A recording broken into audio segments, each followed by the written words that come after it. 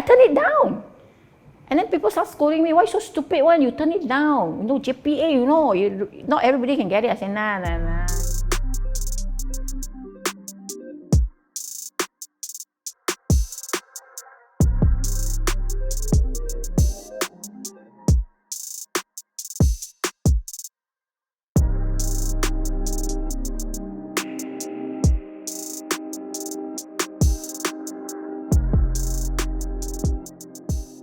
When I first started teaching, it was at the secondary schools. So that experience is very different when I teach in a college or university environment. And where you see that in the schools, it's very much teacher-centered. The teacher is the one that decide and plan the learning process. Yeah. But when I moved to the college and university, one thing that I learned, the skills and adapt, is to be more student-centered learning. So this is where I learned to give my students more space and flexibility to get involved and participate together in the learning process. So over the years, I've learned to move from teacher-centered to student-centered. As far as now is concerned, is the use of technology, which I feel very much enhance the student-centered learning, especially in terms of helping students to collaborate when they are working on their assignments or learning in class. So that is also something that I'm adapting to learn up all the different tools that I can use to help students do that and obviously enhance the whole, enrich the whole learning process.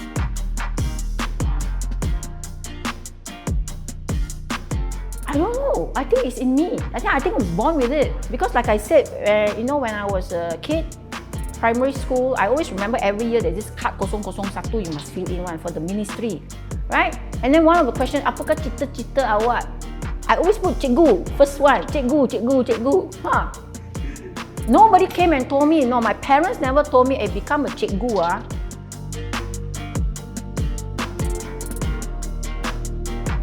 If I have not taken that diploma in education, I would not have gone into teaching. Just to share a bit of background, after I finished my final year, right, I was about to work in a bank. I actually got because I was a JPA scholar. So I actually got an offer from JPA to be a diplomat, to go under training for diplomat. I turned it down. And then people start scolding me, why so stupid one? You turn it down. JPA, not everybody can get it. I said, nah. I didn't even thought about that, I was like, I want to do teaching, I want to teach, and I went and did my diploma. So if I reflected back, if I at that point of time did not insist to do my diploma and just go, I wouldn't be a teacher now, isn't it? So I'm grateful for the fact that I become a teacher in this lifetime. Next life I don't know lah, but this lifetime.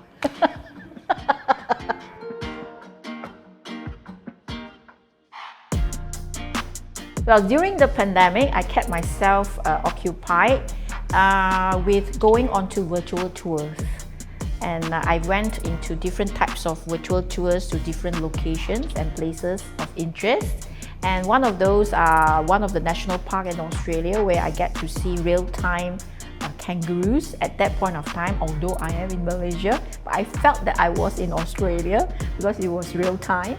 And another one that I like to go to is NASA live streams because I get to see the planet as it is real time as well. So it's very exciting to see the different angles of the planet and how it changes from day to night. But knowing that it's live, that it's taken place outside, where you are, and that keeps me very interested. I can actually watch all this for half an hour or so, and it doesn't bore me. I just enjoy doing it.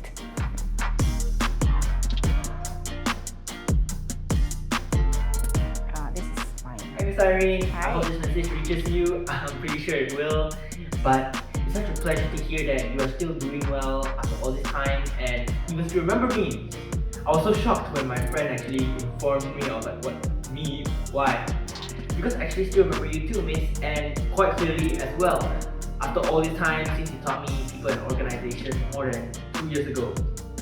I still remember how kind and helpful you were when me and my group actually bombarded you with tons and tons of questions over and over again in regards to our group assignment.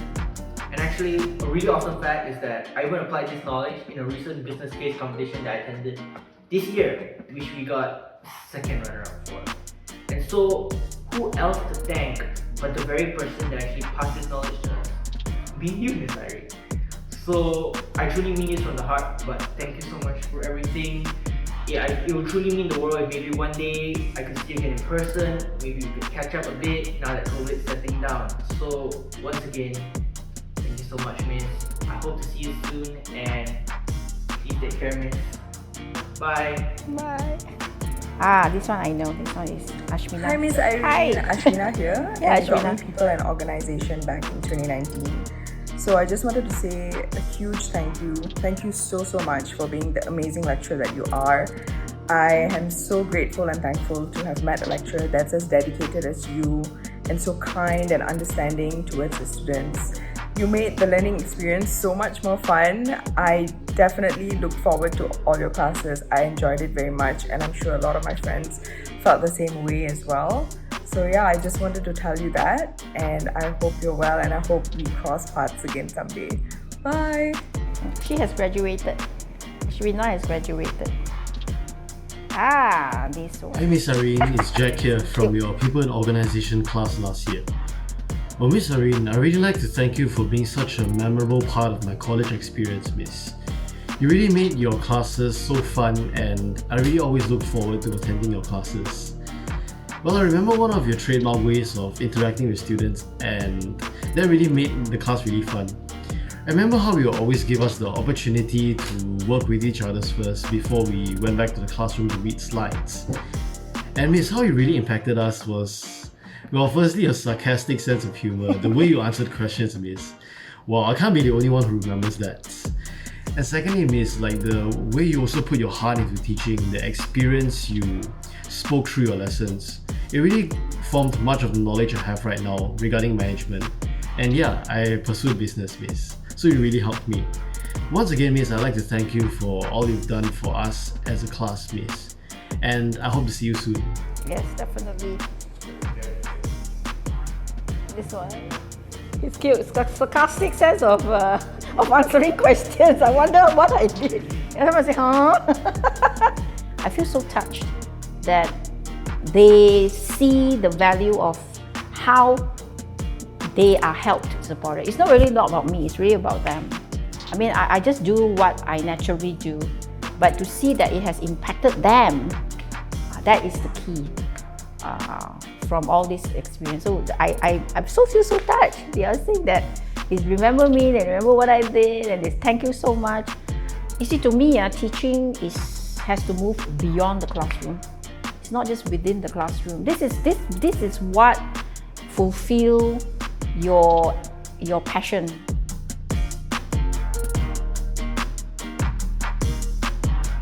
I think the greatest fulfillment of being a teacher or lecturer or educator, whatever you call it, is seeing your students being a good person in the society. That means seeing them thrive, seeing them being successful in their own rights, and as fundamentally is a good person in the community. So that is my biggest fulfillment, and it's always great to meet them and to hear their remarks when they say, now I'm so happy that you have taught me, I've learned so much from you, now I know why you have told us like this, I can see that it's very useful and so on. That will be the biggest fulfillment. Knowing that what you have done